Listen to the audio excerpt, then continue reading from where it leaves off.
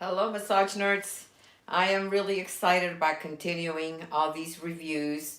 My goal is to continue putting out reviews until we hit all 11 systems.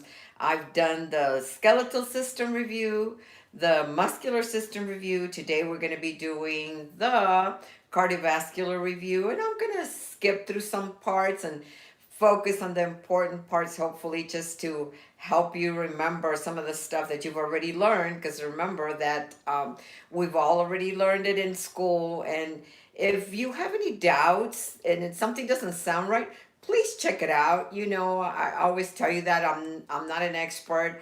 I'm just an instructor, and I love teaching, but I do make mistakes, especially going live. You have no idea how intimidating it is to go live. It's like, oh shit, I cannot make any mistakes. So, and if I do, I usually try to correct them. But somebody said just hi and welcome. I hope you guys enjoy it.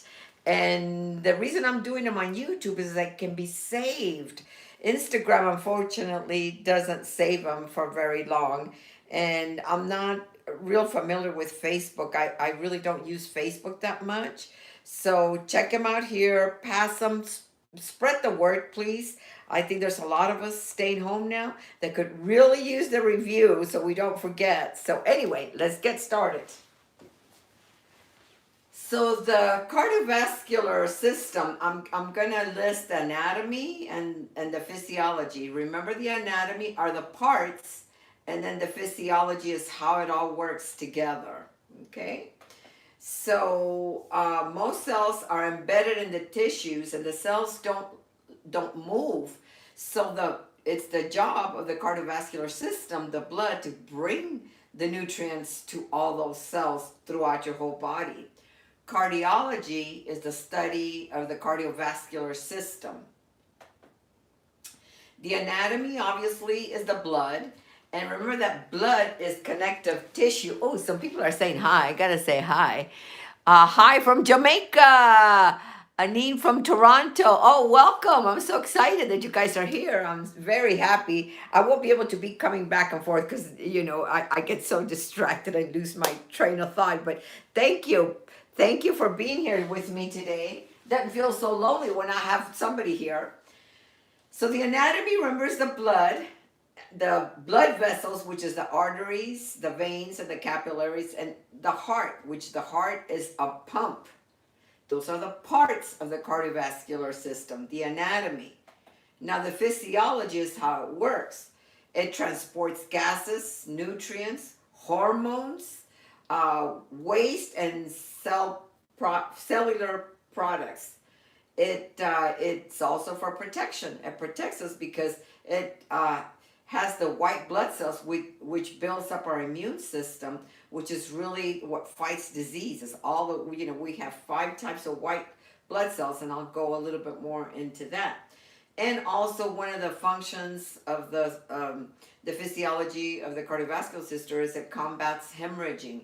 Every time you have a cut and you start bleeding, the platelets is what, stops that bleeding. So it's very, very important for clotting, for clotting in your system. So blood is the red fluid circulating throughout your heart vessels, and the color depends on its oxygen content, okay? We all have red blood. There's no such thing as blue blood. The reason that pictures of the heart and the blood is pictured in blue and red. I'll explain to you in a minute. Has to do with oxygen content. Okay, the characteristics of blood has to do with it's thick, it's viscous, it's more adhesive than water. It is slightly alkaline. It's not acid. It's slightly alkaline because it needs to keep all the nutrients alive. If it was too acid, it would, kill them. And it's warmer than body temperature. So your blood is slightly warmer. It's actually one of the things that keeps us really warm. Approximately 8% of the body weight is blood. We have about, on an average adult, we have about 5 quarts or 12 pints of blood, circulating throughout our system. And oh, blood is made up of 55% plasma. Plasma, is 55%, I mean 90% water. So you can see why it's so important to drink a lot of water, guys. Even though I know a lot of you are staying home now, please don't forget to drink lots of water. We should be drinking our body weight, half of that in ounces of water. So let's say I weigh 120 pounds, so I need to be drinking 60 ounces of water every day. It's very important for the blood and for all of our other organs. Hematopoiesis is blood formation, and remember from the skeletal system that it takes place in the bone, in the red bone marrow, okay? And there's three types of cells. There's the erythrocytes. Erythro, the prefix means red.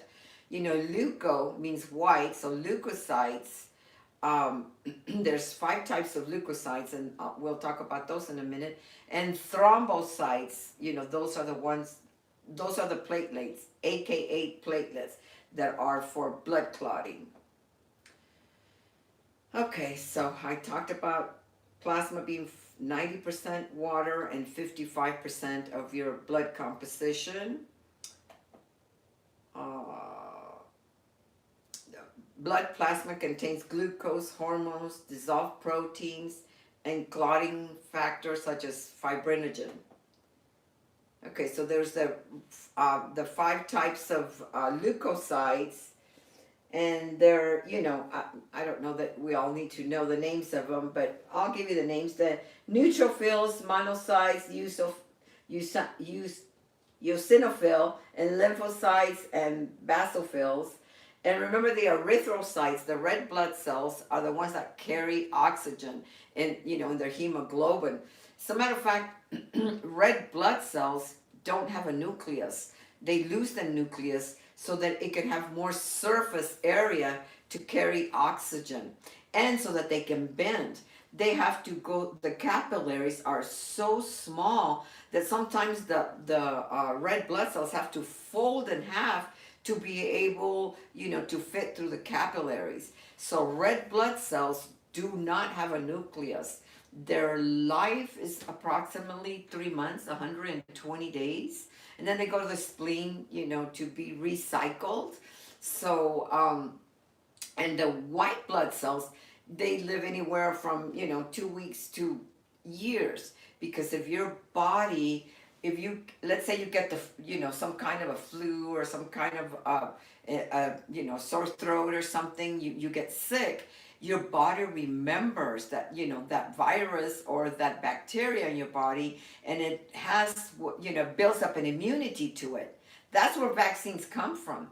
Vaccines give you a small dose of a virus so that your body can build up the white blood cells, so that 5 years from now, if you're ever exposed to chickenpox or the flu, or it remembers, because it's already built up an immunity to it. We have a natural immune system that's wonderful if you stay healthy and drink plenty of water and get plenty of rest. We are built with everything we need to survive.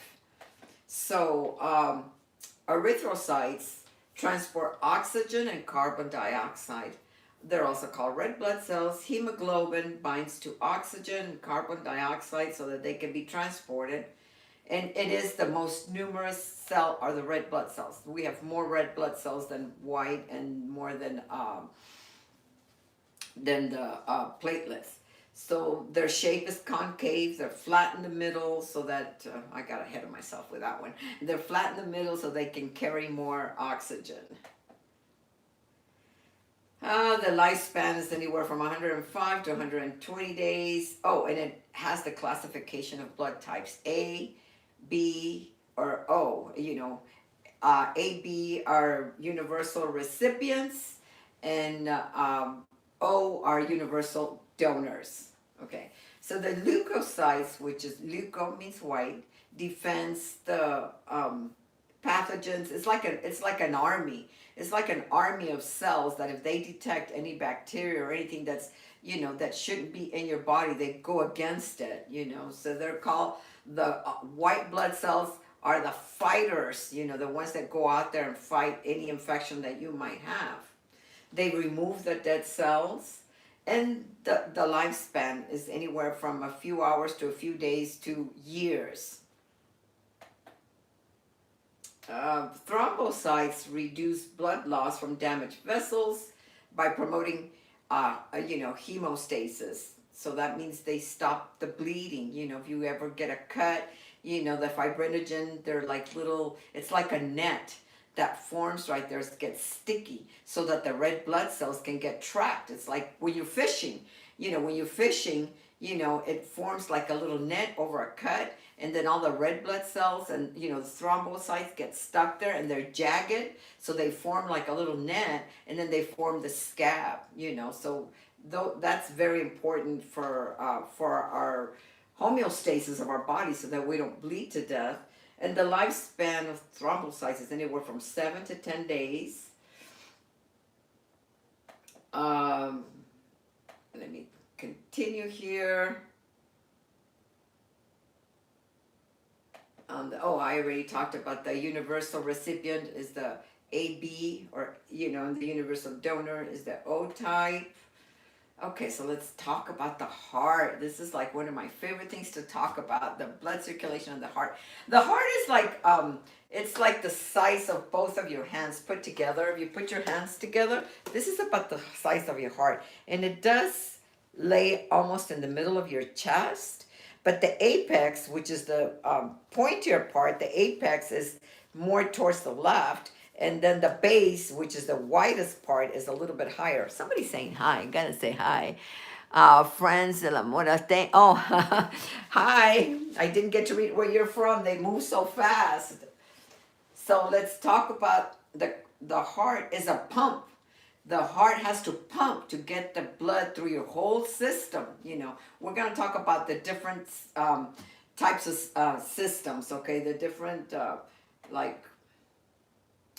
Okay, let me go over the layers. We have 3 layers in the heart. The epicardium, remember epi is on top, so that's the outer layer. The myocardium, remember myo means muscle, so myocardium is the muscle part of the heart, the middle layer. And the endocardium, endo means inside, so that's the inside, the lining of the chambers of your blood vessels and your valves. So let's talk about the heart. I have a picture here, and I don't know if you guys can see it, but I'm going to try to explain from here. Let me see if even I can see it. So arteries carry blood away from the heart. So think of arteries with an A, means away from the heart. They're carrying oxygenated blood away from the heart. Veins carry back to the heart, and they carry deoxygenated blood. Every time you feel a pulse, like your radial artery right here, you feel a pulse, you're on an artery. And that's why I tell you, when you guys are massaging, that if you feel pulse anywhere where you're massaging, you stay off of it, because that means you're on an artery. We have the femoral artery, we can feel it on your foot, where they can feel the pulse. And remember, arteries are named by where they travel, just kind of like the veins, like the nerves, where you have the axillary nerve. Well, you also have the axillary, vein. So remember that they are named by where they're traveling. The femoral artery, because it's traveling through the femur. The nerve, the femoral nerve, because it's traveling through the femur. So think of that. The arteries, their name, it's the same ones, but depends on where they're traveling. So arteries take blood away. Arteries for away from the heart. Veins bring it back into, veins, I-N, into the heart, okay? So once they get to the heart, and remember we're always talking about anatomical position. So the veins bringing back the deoxygenated blood, that's why this looks blue. When it looks blue, it means that it doesn't have any oxygen, that it's already been delivered to all your cells. So it comes in through the through the superior vena cava, okay, superior vena cava and the inferior vena cava. So these are veins, okay, so that's why they're blue. They deliver it to the right atrium. The right atrium opens up, the tricuspid valve opens up and delivers it to the ventricle, and from the ventricle it pumps it to the lungs. The only exception that we have, arteries carry oxygenated blood, except for the pulmonary arteries carry deoxygenated blood because they're going away from the heart into the lungs. Remember, arteries carry deoxygenated blood, and towards the heart, when it gets to the heart and there's no more oxygen, then it goes to the lungs to drop off the carbon, the carbon dioxide, and pick up more oxygen. After it picks up the oxygen, the pulmonary veins, which is the other exception, because remember, veins only carry deoxygenated blood, except for the pulmonary veins, because they picked up the oxygen from the lungs. Now they're going to deliver it to the left atrium, full of oxygen. And then the left atrium goes through the bicuspid valve and into the left ventricle. And then again, it pumps and it goes to the aorta, and the aorta has all the, the oxygen, and it takes it through your whole system again. So when it's going through your whole system, it's going through your body, and then there's another system where it only goes into your lungs. Okay, so I hope I didn't confuse you. So I know I talk a lot, but oxygenated blood is carried by the arteries away from the heart. Deoxygenated blood is carried back into the heart, and that's why it's blue, okay? Except for the pulmonary artery and the pulmonary veins. Those are the only exceptions where it reverses, okay? I hope that makes it a little more clear. Vein return, right? Vein return, vein return.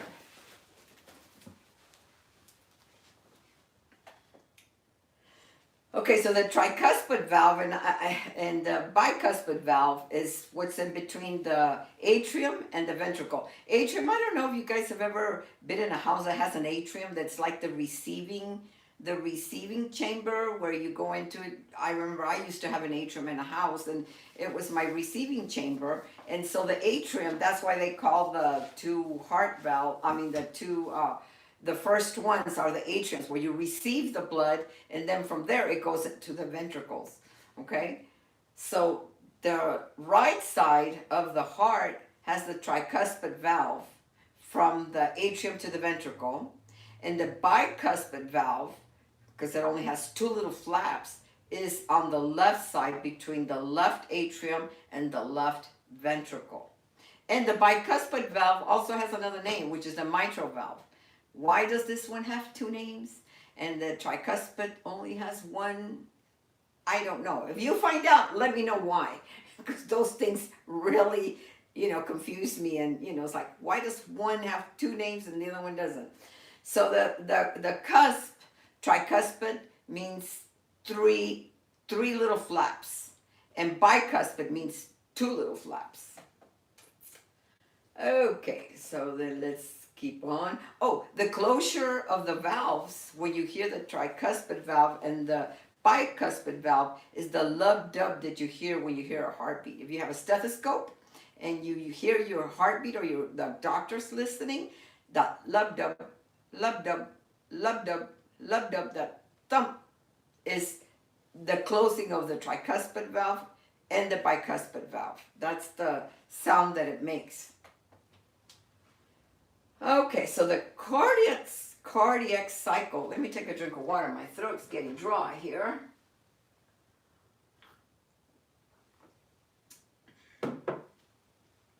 The cardiac cycle is the sequence of events from the beginning of one heartbeat to the next, like lub-dub, That's the cardiac cycle. Love the, because it's going through one heartbeat to the next. The heart rate is the number of cycles in 1 minute. Like how when you're exercising, you count up to 15. Let's say mine is probably fast because I'm talking, but let's say it's 15 seconds. Let's count for 15 seconds and see how many you feel right here at the radial artery. So in 15 seconds, let's say I hear 15. You multiply that times 4, that would be 60. So that would be 60 beats per minute, and that is the heart rate. Heart rate is how many times your heart beats in a minute. And when you exercise and you're in good shape, your heart rate should be lower. Like athletes have, a heart rate of 40 to 50. Now, if you're, very stressed or, you've been running, then your heart rate usually goes up really high. Okay, so let's see. We talked about how the blood flows through the right atrium, left atrium, pulmonary, artery, lungs, pulmonary vein back into the left ventricle. Now it's full of oxygen, and then from the left atrium to the left ventricle, and then to the aorta. Okay. Oh, the AV node is the one that sets the pace. Let me see. The SA node is the one that sets the pace. Like people, you've heard of people that get a pacemaker, replaced, because that's the one that sets, the pace of your heart. Your heart has its own, energy. It doesn't even depend on the nervous system. It depends on itself, to keep it going. So that's a good thing. That's a good thing that, it can beat by itself and that it can set its, heartbeat on its own. And that's what and it stimulates itself to keep on pumping. Because remember, the heart is a pump. It has to pump the blood through your whole system. It's a closed, like the blood doesn't leave the arteries. It never leaves. It's all done through diffusion. So let me see, we saw the heart. Okay, so I got ahead of myself again. So it's a closed network of tubes. That's what they are. It's a closed network of tubes. The blood doesn't leave the veins or the arteries. It stays within. So we have arteries, veins, and capillaries. The arteries are named by nearby structures, and they're identified as left or right. And the arteries are thicker. Think of a water hose. When you're watering, like your aorta is almost as thick as a water hose. It has to be thick because it's got to pump blood throughout your whole system from your heart. So it works under pressure. If you guys ever remember, with those squirt guns, that it goes from high concentration to lower concentration.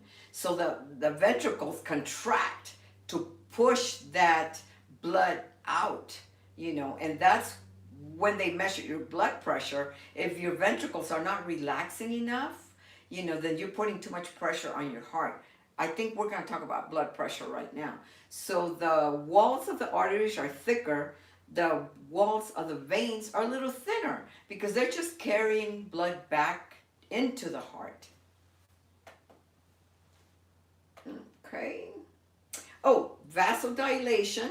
And you all know this with massage. Vasodilation is when it turns red, and that's what we do. Friction, on the arm, there's, or even when you have, let's say you get a sticker and it turns red, there's a lot of blood there. When it turns red, you create vasodilation.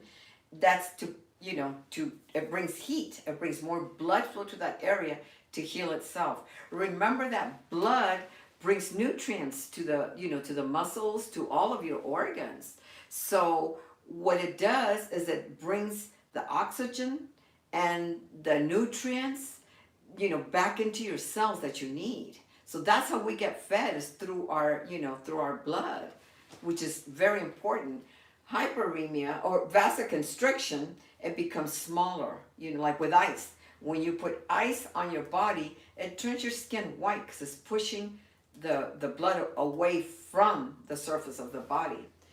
Hyperemia is increased local blood flow. The skin may redden and feel warm. Ischemia is decreased blood flow. Skin may become pale and feel cool.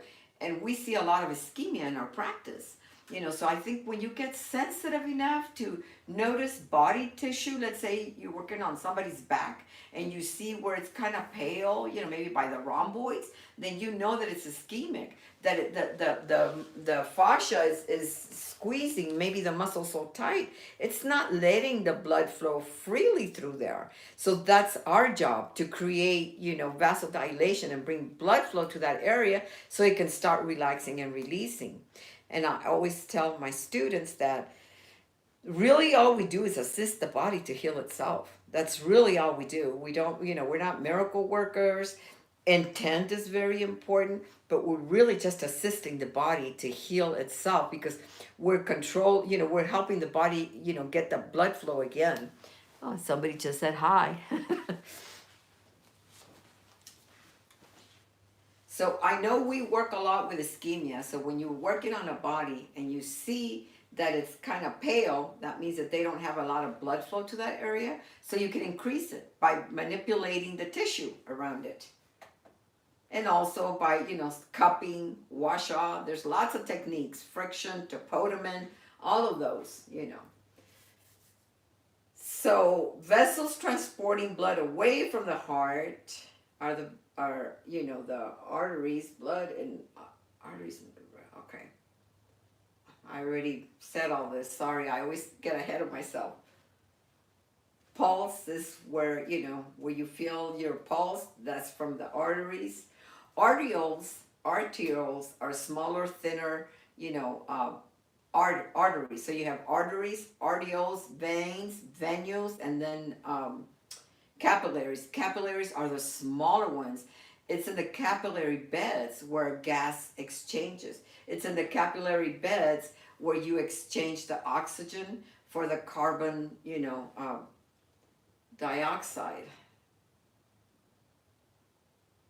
Oh, okay, so now we're talking about the blood pressure. Systole, or systole, depending. Some people pronounce it systole, some systole, are when the ventricles contract and eject blood. So it's the pressure in the arteries increase. So systole is the top number. So that would be like your 120 over 80. That's perfect blood pressure, 120 over 80. So diastole is when the ventricles relax, okay? And they fill up with blood. So that's when they're empty after they've pushed out the blood, the ventricles. The ventricles are also stronger, just kind of like the arteries. They're thicker. The atriums are a little thinner because they don't have to push blood very far. It's just through the chamber below. So they receive the blood and, they're going from on top. The ventricles are on top of the heart, and then the valves open and they just deliver it to the bottom part, which would be the ventricles. Okay, so they don't have to go very far. They don't have to, be as thick. Now the ventricles have to squeeze harder to push the blood, through your whole system. The left ventricle has to really squeeze hard. And when those don't relax enough after, they've pumped the blood, that's where high blood pressure comes from. That's the more dangerous number, is the diastolic number is the more dangerous number, the bottom one. So that's why they tell you, if you're up to 90, 120 over 90, that's, already borderline, hypertension, because you're trying to keep it at 120 over 80, because that means your heart is working too hard to, to pump out the blood. And that's where you get high blood pressure. And that's why exercise is so important, guys. You really have to, to exercise. So the sphygmomanometer is like, that's a mouthful. If you guys can say it, I tell my students, if you guys can say this in class, I'll give you, I'll give you 10 points. Sphygmomanometer is nothing more than the stethoscope. So that's a fancy name for the stethoscope. Normal blood pressure is 120 over 80. High blood pressure, hypertension is considered 140 over 90. So the capillaries is where gas and nutrients exchange. They're thin, very permeable, walls. They move blood from within the capillaries in slow, intermittent microcirculation is the blood flow in the capillary beds. Remember I was telling you by diffusion, they deliver oxygen and then they pick up carbon dioxide in the capillary beds. And that's where the red blood cells sometimes have to fold, that's why they're biconcave, so that they can fold to pass through the capillaries because the capillaries are so small. That's why they don't have a nucleus, so that they can bend because the capillaries are really, really, really small. Veins return blood to the heart. Veins with an IN, they bring it back into the heart. And they bring deoxygenated, oxygen depleted blood, except for the pulmonary veins. Remember, there's two exceptions. Pulmonary veins carry oxygenated blood, and walls are thinner. We talked about that. The venules are smaller and branch out. Most blood is carried in the veins. Okay. So, venous return, it returns back into your heart. That's why exercise is so important, because the skeletal muscles help pump the blood. Okay, they help pump the blood throughout your body too. Like people, I don't know if all of you have ever traveled, been on a flight for a long time or in a car, and your ankles get kind of swollen, because it starts pulling the, I don't want to get into the lymphatic system, but anyway, it has to do with the lymphatic system too. But so you've got to, get up and move. Walking is very good for the circulatory system. And veins, this is something that's very important for us as therapists. Veins have little valves that prevent backflow, okay? That's why you always give a massage, centripetal towards the heart, not centrifugal. Centrifugal is away from the heart. So if the veins return blood back into the heart, and the little valves close after the blood passes, so it doesn't pull back, on your foot or stay on your ankle or stay, if you, if we didn't have those little veins right here that have the valves, then the blood would stay by our hands. So as soon as the blood passes through the veins, the little valves close so that to prevent backflow. And when you're putting pressure against those little valves, that's what gives people varicose veins. People that stand for too long, they're constantly putting pressure against the little valves that keep the blood from flowing back. That's what forms, what am I thinking about? Hello, I just had a brain fart. It'll come to me right now. Anyway, varicose veins, I just said it, varicose veins. It'll cause varicose veins if you put pressure against those valves. It's nothing more than damage to the valves in the veins that cause what I just said. Wow, why am I having a brain fart? I think my brain is already varicose veins. Anyway. So that's the reason it's important for you to work towards the heart on the limbs. You always want to work towards the heart when you're putting pressure. You can do nerve ending strokes. You can do a little bit of petrissage. That's fine. I don't want to scare you guys because I know some of you are going to get scared. Don't get scared. Just when you're putting pressure, like if you're going with your forearm, on the leg or the arm, make sure it's always towards the heart. You don't want to put pressure against those small little valves, especially with clients that come in regular. Because I've had clients that I've had for 20 years.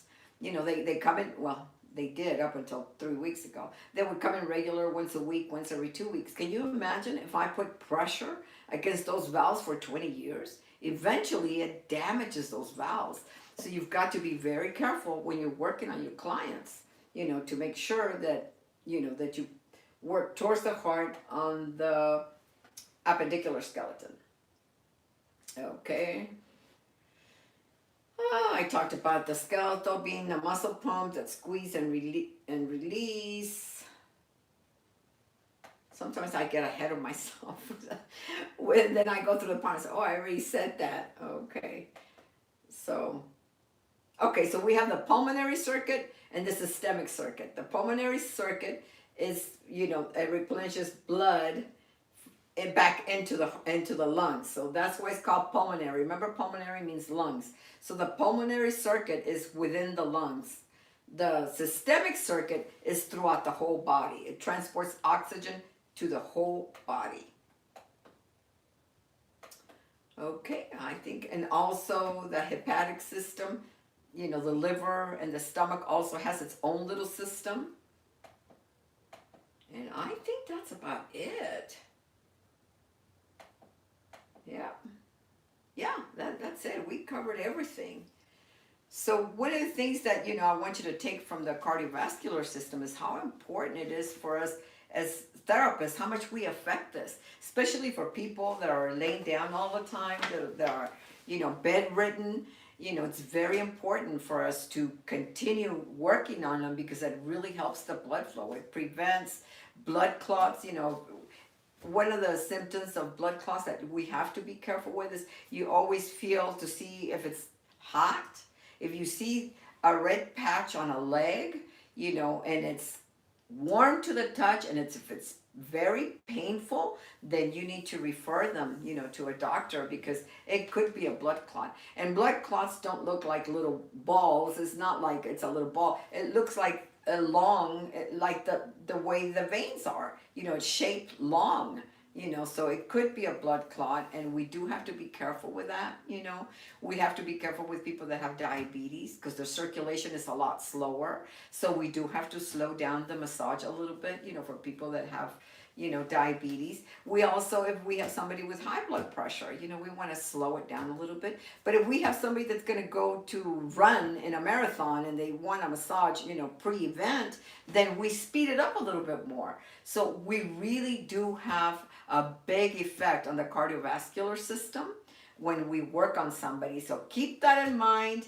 Don't be intimidated and don't be afraid. I know all of you will be doing, a fantastic job when we get back to work and finally get to work on our clients again. So I hope this cardiovascular system review helped you. It's different when I don't have people asking questions and talking to anybody in real life. But hopefully this helped you, and I will let you know when I do the next one. Until the next time, guys, create a wonderful day. Let's see. Oh, well, pretty good. We had a lot of people on, so thank you for that. Oh, you're quite welcome.